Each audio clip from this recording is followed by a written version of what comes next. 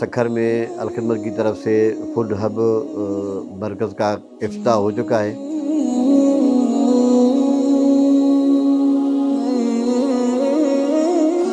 پہلی قسط میں انہیں 200 راشن کا اہتمام کیا ہے جو مستحق لوگوں میں تقسیم کیا جائے گا،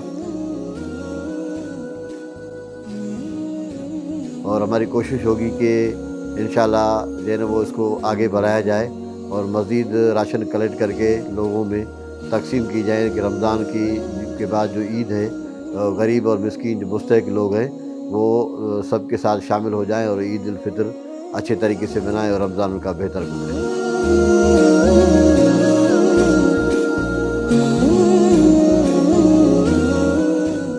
زکوٰۃ اور عطیات کے لیے رابطہ کیجیے 0335 455 666 7